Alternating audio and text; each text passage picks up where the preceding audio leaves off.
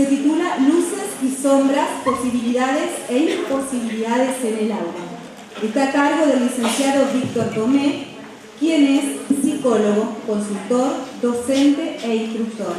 Actualmente se desempeña en la ONG Margarita Barrientos y en la Universidad Maimónides. También tiene un consultorio privado, realiza cursos de capacitación y en educación pertenece a la Fundación Universitaria Dr. René Favaloro de la Capital Federal. Lo escuchamos. Bueno, muchas gracias por la presentación. ¿Cómo lo están pasando ustedes? Bien.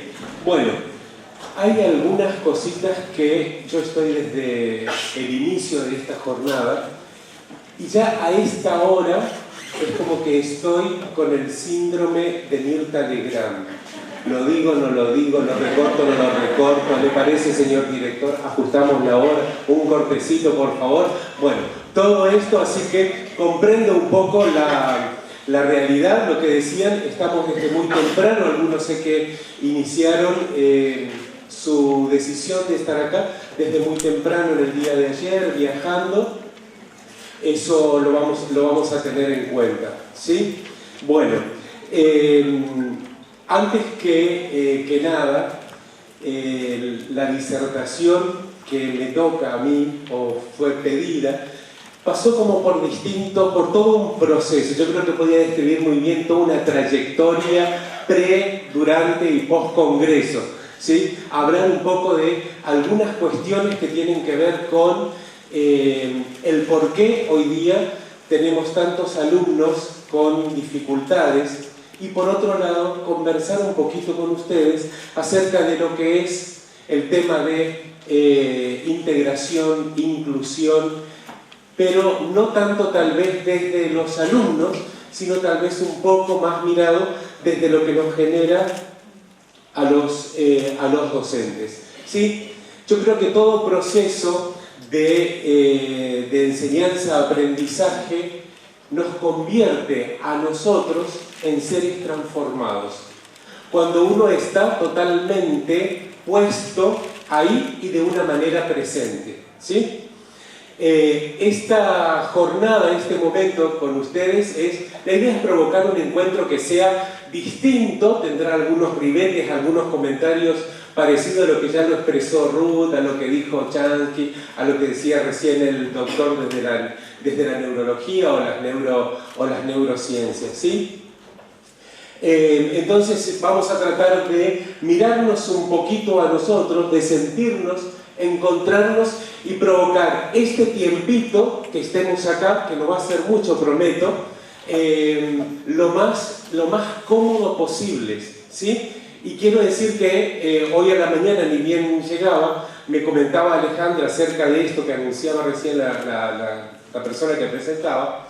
Me siento totalmente honrado con que la segunda parte o la finalización de mi conferencia sea expresamente el compartir esta historia, que es una historia de vida y una historia totalmente entretejida con la presencia de la escuela, con algunos avales desde resolución y otros que tienen mucho que ver más con lo que yo quiero invitarlos a ustedes y que es precisamente a que tengamos en cuenta que nada de todo lo que hacemos se hace algo o se logra si en ello no ponemos nuestro afecto, nuestro corazón, ¿sí?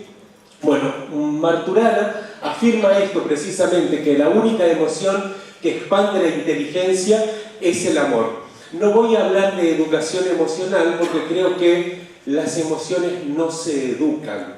A las emociones uno las tiene que ayudar a contextualizarlas, ¿sí? Es decir, cómo actúo con esta emoción en este momento, en esta situación, en este contexto. Y por otro, algo también de tener en cuenta acerca de la importancia que es el humor o el ir o el estar bien en todos aquellos momentos que nosotros estamos. Eso no quiere decir que nosotros los que estamos en la clínica, los que estamos en el aula, tengamos que estar siempre serios, o no poder decir nada, o no poder referir a un chiste, o no poder movernos de una manera distinta. Yo creo que sí. Bueno, ahí lo tienen ustedes bien expresado, donde no siempre el estar contento o el hacer cosas que salen fuera de lo formal está bien visto por todos. Entonces, yo ahora les voy a pedir, creo que por ahí algunos están tomando apuntes y eso, no van a tener muchas cosas para anotar, aclaro, van a ver mayormente imágenes. Les voy a pedir que todo lo que tengan sobre el regazo lo dejen debajo de las sillas y se sientan como libres, ¿sí?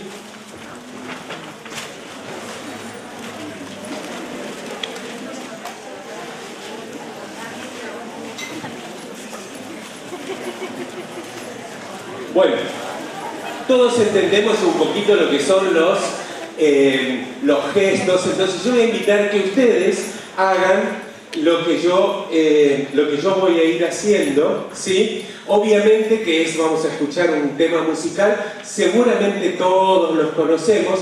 El que conoce la letra lo puede también cantar con el volumen de voz que quiera y que le parezca adecuado, ¿sí? Muy bien. Sí.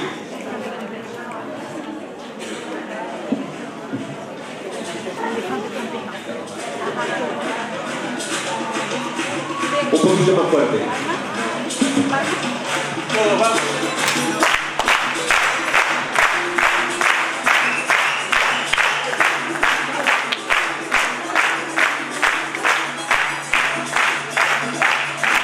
Ahora solamente este lado aplaude.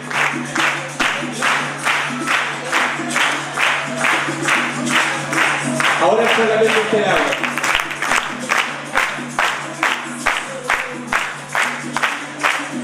Todos juntos.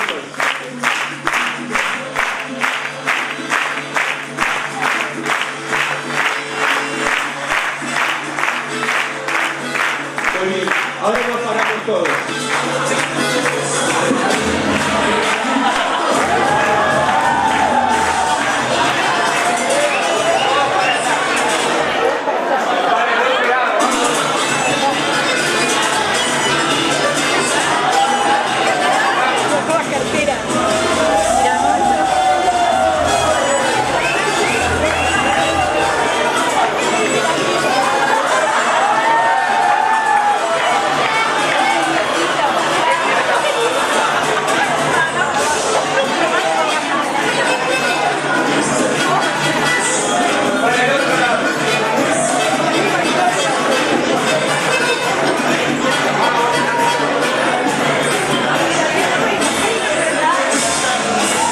Bailamos con el de al lado, nos agarramos.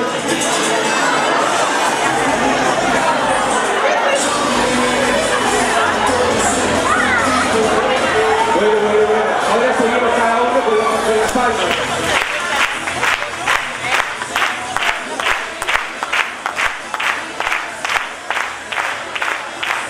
Ahora hacemos los gestitos.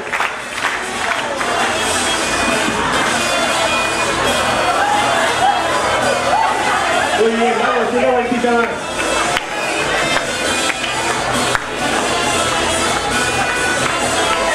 Muy bien, muchas gracias. Fuerte la palma.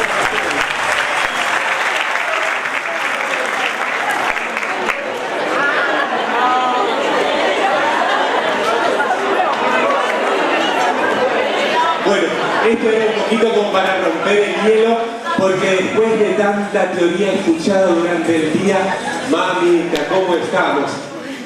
Yo también cansado, así que bueno, lo cierto es que estoy muy contento de poder compartir aquí con ustedes. Es un día bastante especial, creo que para todos, porque como decía Ruth, hoy es el día del docente, es nuestro día, ¿sí?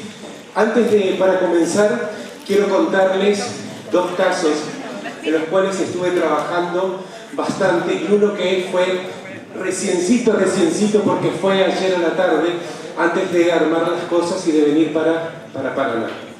Uno es un caso de una familia, los dos llegan mamá y papá, siempre digo que cuando son chicos siempre la primera entrevista es con mamá y papá presentes, si pueden los dos, mejor, aunque estén separados. Llegan y dicen que, bueno, que ellos venían por el hijo, en realidad, pero querían hablar un poquito de su nena, que ya había sido diagnosticada como una persona con trastorno de déficit de atención por hiperactividad e impulsividad, pero que ellos como papás habían decidido no medicarlos, ¿sí? No medicar a la nena porque le parecía que estaba bien visto que la nena podía hacer muchas cosas a la vez y que de eso se trataba el formarse de la nena, que la nena tiene que prepararse para poder con la casa, con la tarea, con las cosas. Entonces, claro, diversificaba la actividad y no se notaba el trastorno. En cambio el varón era una luz, pero lo que se notaba era que se portaba no mal, recontra mal, y que hacía tiempo venía con serias dificultades en la escuela. Entonces a este chico lo diagnostican como déficit de atención, pero estaban haciendo todo un abordaje para determinar si también no correspondía ya a todo el tiempo que había pasado estando sin ser medicado, tiene 8 años, si no era un oposicionista desafiante. Bueno, empezamos a conversar sobre la historia de la familia, y los papás en todo momento yo notaba como una especie de apuro por compartir las dificultades de sus dos hijos, ¿sí? Obviamente el chico ya estaba medicado, pero le habían sugerido que tenía que hacer psicoterapia y que además evaluara la posibilidad de tener una persona para que lo acompañe como si fuera un docente integrador. Bueno, esto en el interior, esto no es en Capital Federal, a lo que digo que, bueno, vamos a ver de qué se trata todo esto que ellos están llamando, esto es un déficit de atención o no. Empiezo a indagar sobre la historia.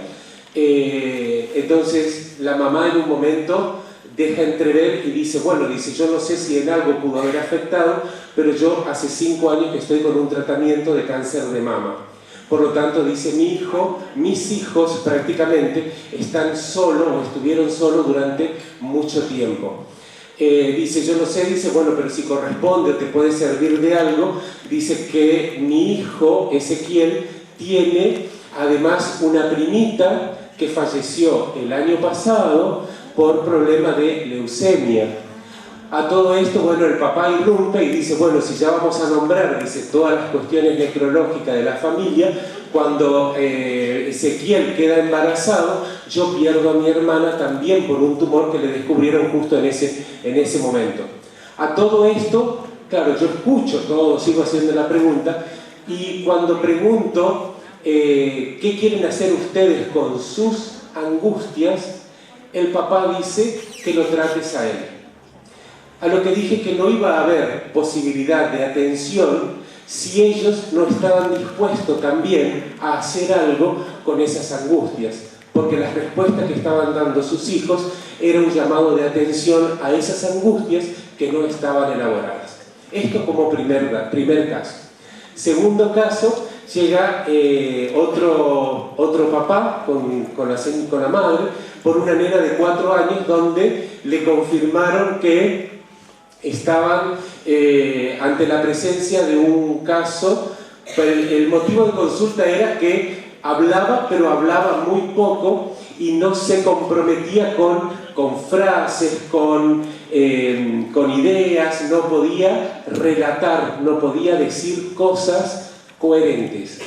Y que también pedían esto, que ya estaban todas las evaluaciones neurológicas y que lo que se preveía era un trastorno generalizado del desarrollo, probablemente sea un Asperger cuando tenga 11 o 12 años, aunque podrían estar habiendo trastornos del lenguaje. Ya cuando dijo trastornos del lenguaje, dijo esto es una paparruchada, porque en realidad eso no existe. Yo sé que más de uno va a levantar la mano y me va a decir, Víctor, no podés decir que los trastornos del lenguaje no existen. Hay que revisar lo que dice el DSM-4 y esto es un rescate de cosas que ya fueron superadas, ¿sí? Bueno, a todo esto estaba el nene presente y yo preguntaba, le hacía preguntas y veía que el nene miraba, nos miraba a todos, miraba a la mamá, al papá, me miraba a mí, y en todo momento yo le decía, si vos querés decir algo, están hablando de vos, vos querés aportar algo, vos querés decir algo, porque estamos hablando de vos. Me miraba y seguía jugando con unas cosas que yo tengo ahí en el consultorio. En un momento, ya había pasado casi la hora, cuando de pronto me dicen, él se dirige al papá y le dice, pa, ¿me das la tablet? Yo, los ojos así, se me caen, porque como un TGD, un futuro Asperger, una persona con trastornos del lenguaje, que pueda decir, papá, ¿me das la tablet? Era para mí ya mucho, y esto invalidaba todo eso, ¿sí? Obviamente que el padre le dice, no traje la tablet, y me mira a mí como suponiendo que yo sí tenía que tener una tablet para darle. Entonces le digo, en adelante le digo, yo no tengo tablet, pero te puedo prestar mi celular. Y se quedó con el celular. Esto, segundo caso. Y vamos con el tercero. Ayer un adolescente de 16 años que viene acompañado por su mamá, no conoce al papá, con algunos problemas aparentemente de consumo de marihuana, y me dice, la mamá me dice, mira, dice, él empezó a sentir algunas molestias en el cuerpo, yo llamé a este instituto para que le hicieran un chequeo general. Llegamos, dice, esto hace más o menos unos 10 días, llegamos y pensábamos que nos iba a recibir un médico. Nosotros llegamos y sobre el escritorio de la mesa de entrada estaban todos los análisis, todos los chequeos que le tenían que hacer a Franco. Entonces dice, firmé todo, pasamos por todos los consultorios, le hicieron todos los estudios y nos dijeron que en una semana teníamos que pasar a buscar los estudios. Entonces yo le digo, bueno, ¿y qué le dijeron cuando recibieron todos los estudios? Es que todavía no conseguimos un clínico que nos pueda leer los estudios. Lo único que nos dijeron es que teníamos que buscar tratamiento psicológico. De todo esto hay varias cosas que quiero rescatar. Tenemos alumnos que están más conectados con la tecnología que con las personas que están alrededor. Por otro lado, estamos como muy apurados hoy día por determinar qué es lo que le pasa a ese alumno que lo tenemos enfrente. Y en esto, este apuro que tienen los papás a veces por determinar qué es lo que le pasa a su hijo, con ese mismo apuro nosotros terminamos dictando nuestras clases adentro del aula. Porque hoy tienen que saber, hoy tienen que aprender, hoy tienen que llevar esto, hoy tienen que hacer tal o cual actividad. Y nos vemos de alguna manera, nosotros como adultos, obligados por estos apuros, ¿sí?, que podríamos decir, a los cuales tenemos que dar respuesta. Imagínense cuando un psicólogo, sea de la línea que sea, quiere también correr con el mismo apuro por parte de los padres o por parte de la escuela. Se pasan muchas cosas. En esto, es decir, todos sabemos y somos conscientes cuáles son las consecuencias de las políticas neoliberales. Una de esas cosas es que toda política neoliberal trata de borrar todo lo que hay del sujeto para convertirlo ¿en qué? En un gran consumidor.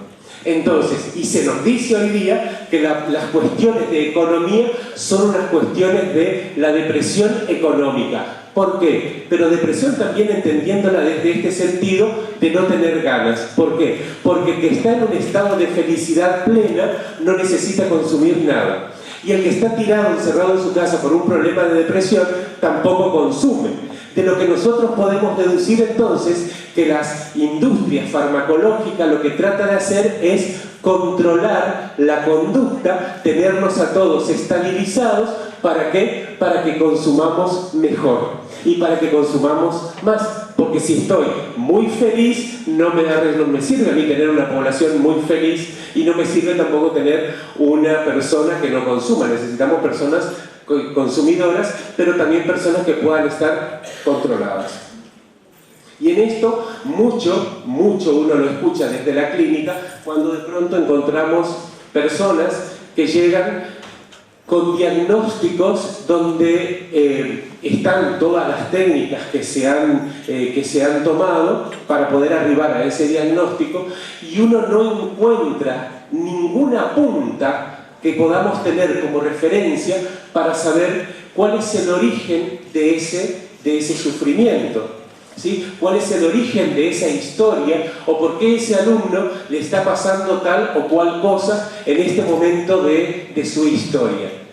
Yo decía anteriormente cómo los chicos totalmente hiperconectados con la tecnología tienen una cantidad increíble de estímulos, no por minutos, por segundos, ¿sí? Y vemos que ven y ven y ven y ven cantidad y cantidad de imágenes, pero ninguno de ellos puede dar cuenta cuál es el sentido de esa imagen. ¿Por qué? Porque lo que falta es un adulto que ayude a narrar, que ayude a contar esa historia. Entonces, es decir, obviamente hablamos, decimos, sí, tiene problemas del lenguaje, tiene problemas para la escritura, tiene problemas para armar frases, no puede armar 2 párrafos. Hoy escuchábamos acá que dicen nuestros alumnos llegan a la facultad y no saben hacer esto y no saben hacer lo otro. Es decir, en todo momento estamos diciendo, y nos encanta a todos, a esas dificultades, ponerle un nombre específico. Es un TGD, es un hiperactivo, es un oposicionista desafiante, está depresivo. ¿Qué querés de este pibe? Si la madre es alcohólica, seguramente él también debe tomar. ¿Qué me pasó? Es decir, llegar a una escuela y darme cuenta que alumnos de 4º grado consumían alcohol, por ejemplo, ¿no? Es decir, y nadie se hace preguntas en relación a qué le está pasando a nuestros alumnos o cuáles son esas necesidades que ellos tienen que nosotros no las estamos pudiendo registrar. Por un lado esto. Por otro lado, hay otras cuestiones que también nosotros como docentes corremos detrás de muchos apuros institucionales. Que la feria, que la clase abierta, que el cierre del bimestre, que la entrega de la planificación, que la carpeta didáctica, que lo que se le escribió a los pibes en el boletín, que el registro, que había que hacer tal capacitación, que teníamos que presentar tal cosa, que no llegamos con el tema del acto, que los ensayos, etcétera, etcétera, etcétera. Tenemos un montón de cosas por hacer. ¿Por qué? Porque nosotros somos los que primero creemos que el aprendizaje de todo un año cabe estrictamente en 182 días de clase, que es lo que dura el ciclo lectivo. ¿Sí? Cuando que de pronto uno puede ver y determinar que el crecimiento y la incorporación de todo aprendizaje se da en el momento en que se tiene que dar. Esta alumna, este alumno iba a aprender a controlar sus impulsos seguramente cuando sus padres pudieran empezar a manejar algunas cuestiones de su propia angustia. Esta otra nena empezaría a controlar su hiperactividad seguramente cuando una mamá le dé la certeza de que el mundo es un lugar posible de ser vivido independientemente de la patología física que ella tenga. ¿Sí? Y que nos podríamos preguntar qué le pasa a esa mamá que a tan corta edad padeciendo una patología como la que había dicho. ¿Sí? Es decir, en todo momento estamos nosotros siendo interpelados por un otro, pero escasamente registramos que el que tengo enfrente es un otro que siente, que quiere, que piensa, que me cuestiona desde un lugar donde a lo mejor yo para hoy no vine preparado. ¿Sí? Y no vine preparado no porque no sepa. ¿Sí? Hoy hablaba Ruth acerca de lo que se espera de él, lo que se espera del docente, y Ruth dijo algo que lo había mencionado anoche cuando estábamos cenando. Dice, mirá, dice, yo no sé qué es lo que vos vas a decir, pero yo te aviso, dice, que yo quiero derribar esta cuestión de que el ser docente tiene que ver con la vocación, dice. Me molesta, decía eso. Me molesta, Víctor, dice, decir eso. Entonces yo le decía, bueno, pero ¿cómo profesionalizar o cómo sentir que somos profesionales de la educación teniendo en cuenta el trabajo para el cual somos convocados? Entonces yo le compartía que a mí me parece que está bien, y adhiero con ella en donde ella dice no se trata solamente de una vocación.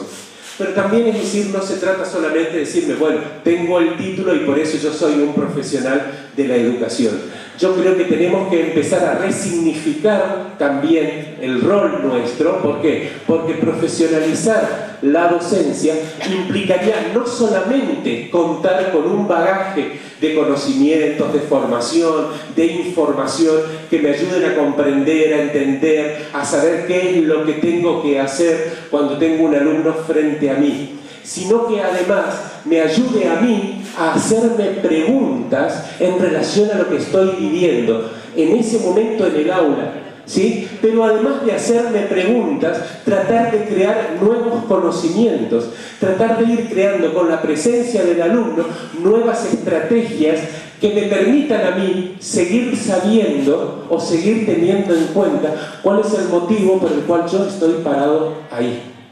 Es verdad, y me hago cargo de eso también, que durante mucho tiempo a nosotros se nos ha insistido ¿para qué? Para que nosotros seamos reproductores de un único modelo o forma de transmitir los conocimientos. Es decir, yo lo aprendí así, esto lo doy así y lo enseño así. Hay mucho de eso todavía. Cuanto que hoy día yo creo que nuestros alumnos nos están pidiendo constantemente que nosotros seamos capaces de innovar, de estrenar la creatividad, de hacer las aulas un poco más divertidas de las que las estamos haciendo, de las que las hacemos en algún momento de nuestra historia. En relación a los casos que compartía, hay algo que también me llama mucho la atención en este tiempo y que por ahí es algo de que no voy a adentrar en profundidad, pero una de las consecuencias del neoliberalismo también es que se ejerce mayor violencia, ¿sí? Y en algunos casos, y de un tiempo a esta parte, transitando en algunos colegios, sobre todo secundarios, vemos docentes que humillan a los alumnos frente a los demás. El costo de eso tiene un costo social muy alto, ¿sí? Y muchas veces no sabemos cómo manejar o perdemos de vista que yo como adulto tengo que ser un referente de algo distinto a lo que estoy haciendo. Pero me corro de este lugar de poder me corro del lugar para enseñar, pero le estoy dando la bienvenida a lo que ellos constantemente en su contexto social lo viven aprendiendo o lo vivencian constantemente todos los días. Creo que hay algunas cuestiones que nosotros tenemos que empezar a tener en cuenta. Una de ellas es cómo me considero yo como adulto frente al otro, ¿sí? Lo decía Ochansky, se lo escuché un poquito así como a Ruth decir, nadie puede dar lo que uno no tiene, ¿sí? Hay algo que son cuestiones que tienen poco que ver con la cuestión psicológica, con la cuestión pedagógica y que tiene que ver con una sabiduría que es casi yo diría como milenaria, ¿sí? El primer mandamiento de los cristianos dice amar a Dios sobre todas las cosas y al prójimo como a ti mismo. La medida de todos es como a ti mismo. Como nos cuidemos, voy a cuidar. Como me elija, voy a poder elegir. Como marque mi territorio, voy a poder ayudar a marcar el territorio a otros. Como yo me ponga como prioridad, voy a poder poner a mis alumnos como prioridad. Esta es la medida de todo. No existe otra formación más que el hacernos cargo primero nosotros de nosotros mismos, independientemente de la función, el cargo o el rol que estemos ejerciendo dentro de una institución. El otro día estaba en una escuela agraria y grupos de alumnos en tercero, cuarto y quinto años empezando a trabajar con ellos lo que es la elaboración de un proyecto de vida, ¿no? Y en medio de todo ese proyecto de vida, obviamente que estaban los docentes, estaba también la rectora en ese momento, y uno de los alumnos dice, nosotros queremos saber, dice, cómo manejar los comentarios de un compañero que tiene conductas homofóbicas hacia el resto. A lo que yo terminaba de escuchar la pregunta y sale la directora y dice, chicos, dice, si a ustedes les interesa eso, yo los voy a invitar a que ustedes vayan a su aula y que después, si el profesional puede, si Víctor puede, va a ir un ratito a estar hablando con ustedes. ¿Qué piensan ustedes de eso? Salté tremendo porque dije, mira, la verdad es que si lo preguntaron acá, creo que tengo que dar una respuesta acá. ¿Por qué voy a ir a dar una respuesta? Dije, o hay alguien que no, pregunté si había alguien que no quería escuchar o hablar de eso. Todos asintieron, dijeron que sí, que estaba bien, que se podía hablar. Es decir, muchas veces tenemos directores que habilitan, tenemos directores que se escudan en esta cuestión de, me lo han dicho, es decir, mira Víctor, nosotros, vos tenés que darte cuenta que entiendo toda tu teoría, pero que esto es un colegio privado. Dicen los docentes, dice acá, no se rigen de la misma manera que en las escuelas públicas. A lo que, como Mirta Legrand, lo digo, no lo digo, me callo, no me callo, entonces yo te digo, lamento decirte que no comparto tu idea, porque en nuestro país todos los docentes son públicos, todos los docentes son del Estado, porque la empresa puede ser prioritada, puede ser propiedad tuya, o de los frailes, o de quien sea. Pero, quien paga el sueldo es el Estado. Y si paga el Estado, lo pagamos nosotros, por lo tanto esto es público. ¿Quedó claro eso? ¿Sí? Entonces, se puede hacer, pero nadie, porque sea privado, puede girar sus decisiones en contra a lo que sea, por ejemplo, las decisiones o la normativa a nivel nacional. Creo que esto lo tenemos que tener claro todos nosotros, ¿sí? Hay algunas otras cuestiones que me interesan mucho. Hace tiempo vengo trabajando acompañando algunos procesos de inclusión, ¿sí? Siempre entramos en temas o digamos, en espacios que parece que son muy complicados porque cada caso debe ser considerado y atendido en su singularidad, ¿sí? Y cuando digo su singularidad, no digo solamente la singularidad del caso en sí, sino la singularidad de la familia, la singularidad del entorno escolar, la singularidad del entorno social donde está inserta esa escuela o ese colegio secundario. En algunas cuestiones, a veces tengo reuniones de equipo, como solemos llamar, entre neurólogos, psicólogos, psicopedagoga, maestra integradora, la terapista ocupacional, la fonoaudióloga, ¿sí? Y no siempre uno puede llegar a un acuerdo. Hay un saber del aula que es propio, que es muy propio del docente que está frente al aula. Es el docente que está todos los días frente al aula el que mejor puede decir cómo funciona el grupo, con sus variables, con sus fortalezas, con sus dificultades, puede dar cuenta de toda la interrelación que existe en ese grupo. Psicopedagoga, todo el resto del equipo, incluido la maestra especial, estamos afuera de esa escuela y de ese contexto. Muchas veces, mis queridas psicopedagogas, que yo las quiero y necesito del trabajo de ustedes, llegamos con algunas notas, ¿sí? Entonces decimos, bueno, mira, fulanito tiene que hacer esto, le vas a dar así, le tenés que indicar esto. A la segunda indicación que le diste a la maestra por dentro, con perdón de lo que voy a decir, es esta tarada no tiene sentido, ni sabe dónde está parada, porque yo eso no lo voy a ver. Bueno, la maestra le dice, sí, bueno, déjame, yo lo voy a ver, bueno, lo vamos a entender, listo. La psicopedagoga se quedó contenta porque su intervención fue, porque va a ayudar, todo lo demás. La directora le dice, bueno, tenés que tomar una evaluación porque está cerrando el bimestre. Bueno, pero ¿quién tiene que hacer la evaluación? No sé. La psicopedagoga me dijo que ella me dio estas cosas, bueno, ella seguramente me va a tirar algunas pautas para cómo la tengo que evaluar. Entonces la directora le dice, no, la maestra sos vos, por lo tanto la evaluación la tenés que hacer vos.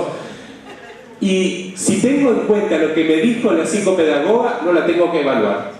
porque está en quinto con contenidos de tercero, pero para mí está entrando en un segundo grado. ¿Qué le voy a tomar? ¿Qué le voy a decir? ¿Sí? O por otro lado, si no viene, bueno, el psicólogo viene y dice que, bueno, pero fíjate, mirá, los compañeros se burlan, los compañeros tienen alguna dificultad con él, todo lo demás, pero resulta que muerde, molesta, no hace las cosas, bueno, está un poco por ese motivo tiene el acompañante terapéutico. Ahora, en algún momento tenemos que hacernos un poquitito algunas preguntas o tener un poco de, como diría una colega, algo de autocrítica, por favor. Es decir, ¿por qué? Porque vivimos de un tiempo a esta parte recargando la actividad de los docentes con pedidos que sabemos muy bien que solamente tienen sentido y se pueden lograr adentro de un consultorio. Pero lo que se vio adentro de un consultorio escasamente puede servir para la rutina del aula. Y esto nos tenemos que hacer cargo y no tenemos que andar exigiendo que no se comprende, que la maestra está dura, que la maestra no quiere saber nada con la integración, que a ella no le preguntaron si quería tener un pibe con esas características o no, si en el colegio secundario ya sabemos que no le van a dar bolilla, no entendemos por qué, nos vienen a nosotros con toda esta sarta de requisitos y todo lo demás. Esto pasa. Y esto es lo que todos los días nosotros, como adultos que nos encargamos de estar con la infancia, tenemos que dar respuesta. La normativa bajada desde el Ministerio de Educación hasta la vicedirectora, perfecta. Punto y coma. Resolución número tanto año 17 de junio del 2010. Todo te lo dice. Ahora, bueno, pero decime a ver qué hago yo ante esta situación. Bueno, fíjate, yo ahora me voy porque tengo que hacer otra cosa. Y vos cerraste la puerta y volviste a trabajar como podés otra vez con los pibes. Es decir, hablamos de nuevas infancias, hablamos de nuevas realidades en la juventud, en la adolescencia, y no estamos hablando de lo que nos pasa a nosotros como adultos frente al aula. ¿Por qué? Porque, a ver, ¿a qué escuela que van a ir determinados alumnos se les pregunta a los docentes en una reunión plenaria cuál es la disponibilidad para poder incluir este caso? ¿Cuántos de los docentes pudieron participar en una decisión así? Nunca. A esto le llaman, pero nosotros enseñamos para la vida democrática, para la participación, para el diálogo, para la convivencia, etcétera, etcétera, etcétera. Pero los docentes nunca pudimos participar. ¿Por qué? Porque si dijo Teresita, la directora, significa que Mónica, la vice, lo sabe, la supervisora Esther también lo sabe y ellos hablan. Entonces yo me siento protegido. Y todo el trabajo te lo tenés que llevar vos a tu casa. Con la impotencia que te da el no poder dar una respuesta frente a la demanda de un alumno que hoy aparentemente se te presenta como el gran desconocido. Ahora, ¿cómo puede ser eso? ¿Sí? Ni hablemos, ni soñemos todavía con pensar el tema de la inclusión en el secundario. No, porque yo tengo que dar el programa y yo no llego y yo no sé cómo se hace, yo estoy 2 veces por semana, y encima me pedís que tengo que hacer adecuación, y es muy sencillo en realidad. ¿Por qué? Porque los docentes secundarios corremos con otros tiempos y corremos con otros apuros. Cuando se trata de un caso de inclusión en el tema del secundario, lo que menos tiene que preocuparnos, bueno, yo creo que a todos hoy día ya debería no preocuparnos tanto, es la cantidad de contenidos que voy a dar o si voy a poder desarrollar todo el programa de la materia que tengo que dar. A ver, existen los núcleos prioritarios de cada materia que uno tiene que desarrollar. Ahora bien, cada núcleo prioritario tiene a su vez otras variables que hay que poder dar. Todas esas variables no son importantes de darlas. Yo puedo dar un núcleo prioritario y digo, bueno, de este tema voy a tomar esto y esto, y avanzo con el próximo tema. Y sobre eso voy haciendo adecuación. Lo bien que funcionaría nuestra escuela secundaria si pudiéramos trabajar de esa manera. Es decir, pero corremos con qué. Entonces ahí sale lo propio, las inseguridades personales. No, pero yo tengo que poder porque viste que decía así, o peor porque lo que dice el libro o el manual, lo tenemos que seguir así. de esa manera en todo momento y no podemos, no, yo esto, pero eso no te pierdas en eso, no es importante, no lo des, no pidas esa información, ¿sí? Pero insistimos con que queremos dar todo el programa. ¿Por qué? Porque yo cuando empecé, claro, allá en el 70 y pico a dar clases, yo daba todo el programa, y sí, seguramente, porque había más tiempo, porque se podía estudiar más, porque el contexto era distinto, pero hoy día nos seguimos preocupando por la cantidad de información que le vamos a dar al alumno.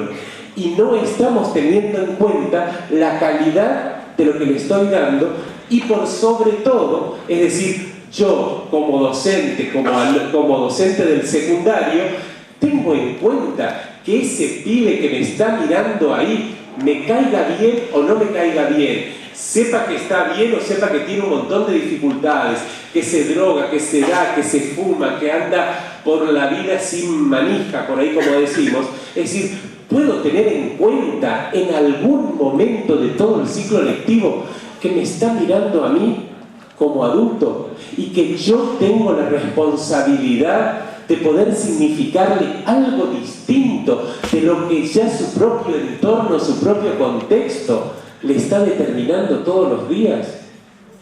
Y para obtener esa mirada, como decía al comienzo, no me puedo posicionar en el apuro o en la primacía de que yo soy el docente y vos lo tenés que aprender, ¿sí? Sino que tengo que poder mirar tal vez un poco más desde la ternura, tal vez más desde el afecto. Un caso de un alumno de quinto año del secundario, llega ya, pasó por un montón de colegios, pasó por un montón de profesionales, y hay algunos e incluso algunos profesionales que me han llamado y me dicen, mirá Víctor, me dice, típico paciente que te lo tenés que sacar de encima. Como a veces decimos también en el área de educación, mira, pero ese grupo sacátelo de encima lo antes posible, mira, estamos en octubre y no te hagas problema, lo que aprendió, y si no, el año que viene se encargará la otra maestra, ¿sí? Ahora, Arturo viene con una mala onda al consultorio. Claro, porque los papás le habían dicho que me iba a ver a mí, y que obviamente que él venía específicamente porque el tratamiento que estaba haciendo para salir de las adicciones con todos los otros psicólogos no funciona. Y él le dijo, y con este tampoco va a funcionar. Entonces, pero los papás insisten. Entonces dije, bueno, vamos a ver. Escucho obviamente al adolescente, y el adolescente empieza a hablar y dice, mira, dice, ¿de qué querés hablar? Y me dice, no sé, dice, pero yo supongo, dice, que tengo que hablar de lo que a mí me pasa. Digo, ¿qué es lo que te pasa? Y me dice que yo en este momento la verdad no sé ni dónde estoy parado. Bueno, vamos a empezar a ver dónde estás parado. Hay algunas cosas que Arturo no sabe.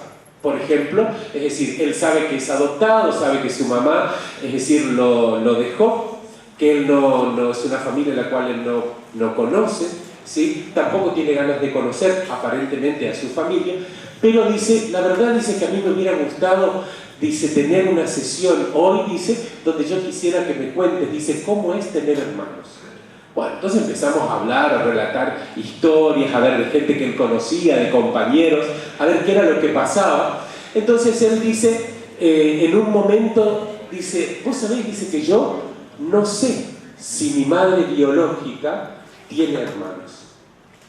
Bueno, digo, pero por ahí sería algo que vos pudieras en algún momento empezar a indagar, a ver todo lo demás.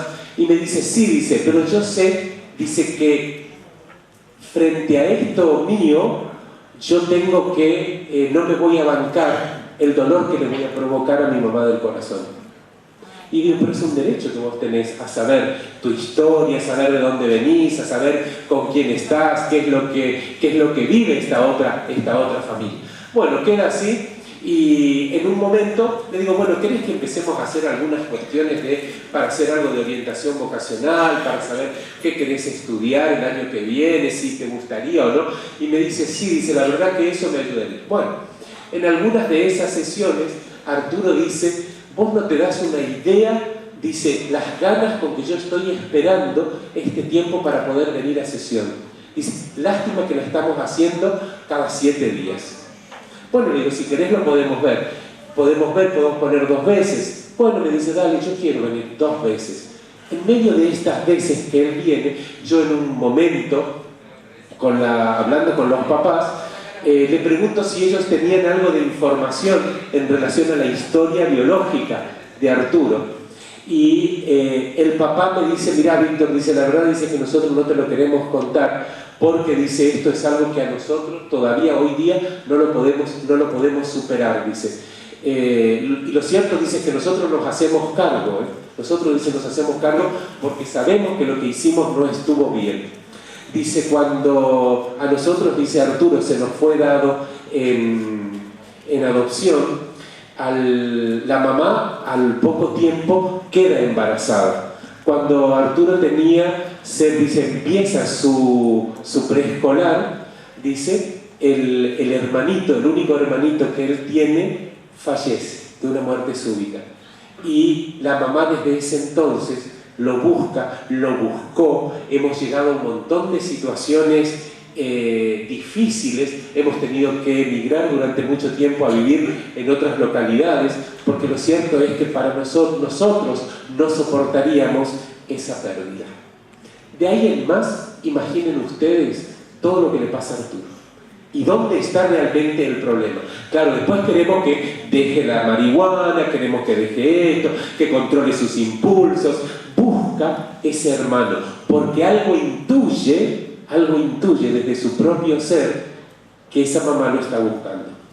¿Sí? Y entonces, pero obviamente, le pregunto si yo lo podía hablar con él, y los papás me dicen, lo vamos a pensar. Bueno, todavía hace como 2 meses lo vamos a pensar. ¿Sí? Arturo está un poco mejor, dejó, por ahora viene como con un cierto control en el tema de su adicción, pero hay cosas desde lo conductual que hay que seguir trabajando, y que no va a poder resolver todo esto hasta tanto y en cuanto él no pueda tener en claro su historia. Es decir, si conozco de dónde vengo, voy a saber, dónde estoy parado hoy y hacia dónde puedo ir. ¿Sí? Creo que esto es un poco lo que a nosotros nos interpela hoy día, poder comprender que detrás del que tengo enfrente hay una historia, y esa es la historia en la que se está actuando en todo momento. Algunas cositas nada más, y voy a ir cerrando, en relación a la cuestión del diagnóstico. Hoy día, es decir, se cuestiona mucho todos los diagnósticos que se realizan, y sobre todo en aquellos que solamente se basan en determinadas técnicas donde se miden determinadas intensidades de conductas. ¿Sí? El diagnóstico es todo aquello a través del cual yo puedo llegar a conocer a la otra persona. Ese diagnóstico tiene que ser, es decir, hay que tener en cuenta, hay que tener en cuenta la actualización del diagnóstico y la funcionalidad. Me ha pasado encontrar alumnos en las escuelas donde voy 4º, 6º, 5º grado, y digo, bueno, a ver, ¿cuál es el diagnóstico? Y tenemos un diagnóstico que se hizo en 1er grado, y se sigue considerando que ese alumno sigue teniendo esa dificultad. ¿Sí? El diagnóstico tiene que ser revalidado o resignificado cada 3 meses. ¿Por qué? Porque las personas crecen, porque las personas cambian, porque las personas van modificando conductas, actitudes, valores, emociones, ¿sí? Entre 3 y los 6 meses, todas las intervenciones que se hicieron en el momento en que se dijo eso son válidas hasta ahí, nos sirven para el año siguiente. No, viste que el año pasado la psicopedagoga nos dijo, lo teníamos que sentar adelante, tratar de no ponerlo al lado de alumnos conflictivos, tenía que sentarse solo, las consignas tenía que darle de a uno. Bueno, pero resulta que eso era en aquel momento. Hoy día esto ya no es válido. Pero muchas veces también desde el diagnóstico, cuando damos una información en relación al diagnóstico, ¿qué decimos? Bueno, mira, era eso lo que tenía, ¿viste? Al final, mira, no aprende, no puede, por esto, ¿sí? Pero resulta que cuando le pongo un nombrecito, mira, tiene algunas conductas que pueden parecer que es un problema atencional, un problema de memoria, había una dislexia, enseguida decir, me corre a mí como adulto de la responsabilidad de seguir ocupándome de ese alumno. ¿Por qué? Y porque ya tengo de por medio la patología. Y ante la patología, yo no soy psicólogo, yo no soy médico, yo no soy neurólogo, yo no lo voy a tratar. Bueno, que se quede acá dentro del aula, trataré de que no le pegue a nadie, no le muerda a nadie, no le tire el compás a nadie, y sigo. Es decir, el resto, bueno, pero si es eso lo que tiene. Es decir, esto es lo que constantemente venimos escuchando, a veces cuando voy a las escuelas o cuando de pronto decir los padres también me dicen, bueno, pero yo veo que en el cuaderno los compañeritos hacen, pero a él de pronto no trae nada.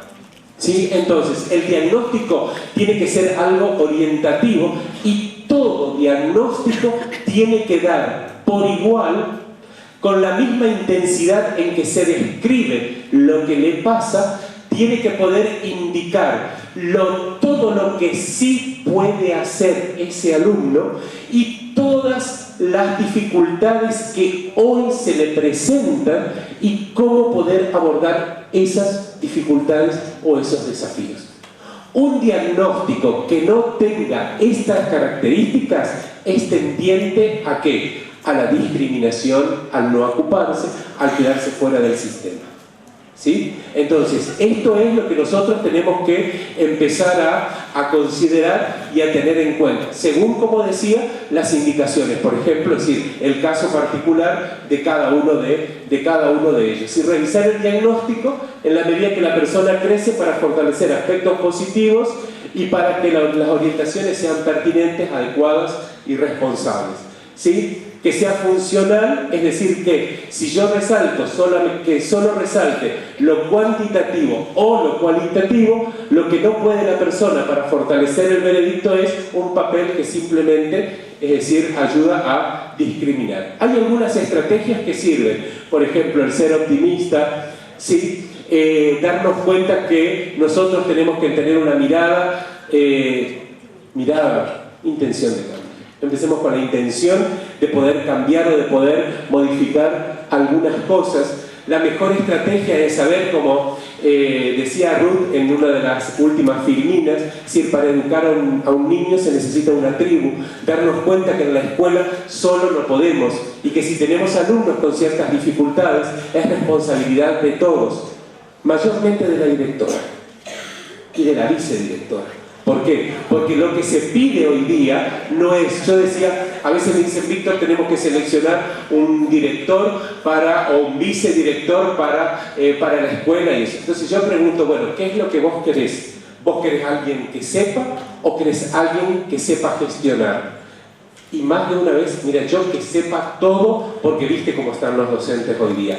Te vienen con la normativa, te vienen con las resoluciones, claro, de gestionar, y bueno, en algún momento gestionará, y si no, mira, esto es así, porque yo soy la directora, y te callás la boca.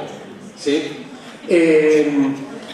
Faulenstein decía, la escuela debe brindarle al niño todo aquello que el medio social donde vive le niega. Hoy escuchamos un montón de cosas que le son negadas a nuestra infancia, a nuestra adolescencia. Somos conscientes también de cuántas cosas se nos niegan a nosotros como trabajadores de la educación, ¿sí? Pero al menos en el pedacito y en el lugar que me corresponde, no estaría mal si puedo tener una mirada distinta en relación al otro. Bueno, inútil, feo, gordo, maricón, no digan lo que te gusta. Decía Enrique hoy la importancia de si yo trabajo con la palabra, porque es lo que me dice, ¿sí? Y nosotros sabemos que la palabra crea realidades. Todas las palabras crean realidades. Si yo todo el tiempo estoy diciendo, esta es una escuela de porque pasa esto, porque esto, y me quieren cansar, pero sigo y sigo y sigo, terminamos todos creyendo y se arma un lindo clima institucional donde lo que prevalece es ese estado de ¿sí? Entonces, por ahí hay que pensar un poquito esto también. Bueno, conocer el poder de las palabras dichas, esto lo quiero leer, y de los silencios que hablan para seguir aportando a la construcción de experiencias y trayectorias estudiantiles vitales y positivas desde nuestras escuelas. Enseñar y aprender a ponerse en los zapatos, en la piel y en los oídos de los otros. Trabajar juntos para que la escuela no sea un lugar de sufrimiento. La escuela es una institución profunda que ayuda a construir subjetividades y debe acompañar a reparar las heridas sociales. Hoy al comienzo yo le decía que en este tiempo se han borrado determinadas cuestiones. Se ha cambiado el ser solidario por la persona que tiene que estar apurada para consumir en todo momento. Hablábamos de la rapidez del tiempo. Vieron que hoy día todo el mundo quiere ser adolescente, nadie quiere ser adulto, ¿sí? Ni hablar, nadie quiere ser viejo en este país, ¿sí? Pero no tenemos tiempo, dado ese apuro con el que todos contamos. Ese apuro, a veces, fíjense, nuestros alumnos no pueden esperar, pero no pueden esperar nuestros alumnos, no puede esperar la directora, no pueden esperar nuestros colegas, no pueden esperar los padres. Yo lamento decirles que en nuestras escuelas hace falta tomarnos un tiempo. ¿Para qué? Para aburrirnos estando en la escuela. Porque si no tenemos un tiempo para aburrirnos en donde estamos, no nos podemos hacer preguntas. Y si no nos hacemos preguntas, muchas veces es difícil poder encontrar nuevos caminos para poder salir adelante. Desafíos, compromiso sostenido con nosotros mismos, siempre, la infancia y la adolescencia, transitar con esperanza el trayecto de la integración a la inclusión. Mucho se habla hasta hoy día y nos quedamos todos en la inclusión como lo culmen de un proceso o de una trayectoria escolar. Yo creo que incluir es la opción intermedia, ¿sí? Pero lo que tenemos que apuntar como ciudadanos, como docentes, como personas adultas, es lograr una convivencia, ¿sí? Lo más democrática posible en nuestras escuelas, en el lugar donde estamos, ¿sí? Al hombre le pueden rebotar todo menos una cosa: la elección de su actitud ante cualquier tipo de circunstancia. Y ya te voy dejando, Lucas, para que nos acompañes. Un docente no enseña a volar, muestra su propio vuelo. Y en esto les comparto algo. Yo me acuerdo cuando estaba llegando al final de la escuela secundaria, en un momento le digo, yo veía que todos mis compañeros estaban con que yo voy a ir a Corrientes. Yo soy del norte de Santa Fe. Entonces iban a ir a Corrientes, otros iban a ir a Córdoba, otros iban a ir a Rosario. Entonces yo en octubre le digo, mami, pero a mí no me preguntás dónde yo quiero ir a estudiar. Yo quiero ser psicólogo. Y digo, me dijeron que en Corrientes. Y me dice, mi vieja clava las manos en la cintura y me dice, vos no entendiste nada. Me dice, yo hasta acá, mi hijo, te acompañé. A partir de ahora vos vas a hacer lo que vos quieras. Vos vas a poder ser psicólogo, todo lo que...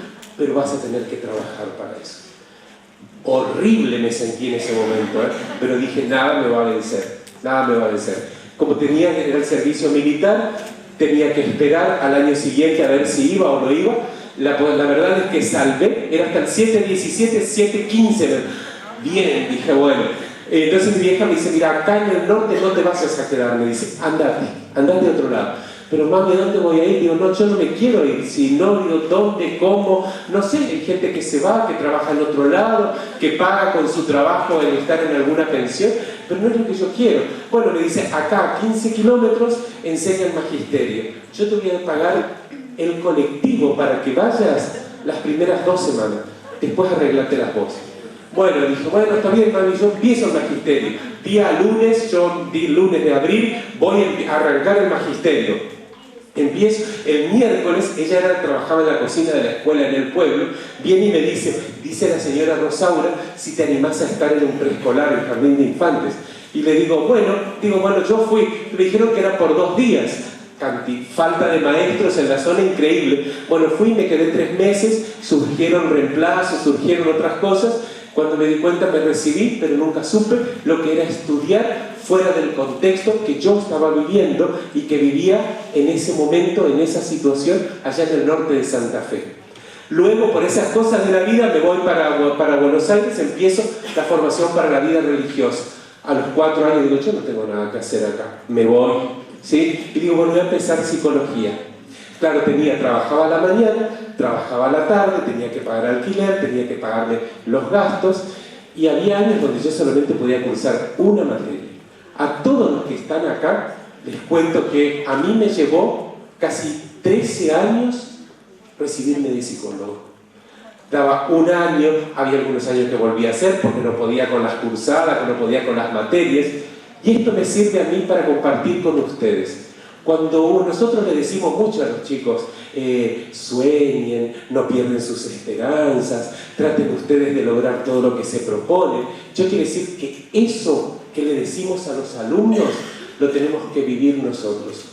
Es decir, si nosotros no seguimos todos los días detrás de nuestros sueños, entonces también es difícil que nosotros podamos a estos niños, a estos adolescentes, ayudarlos a poder lograr sus propios sueños. Muchas gracias, y ahora los voy a dejar en compañía de Lucas.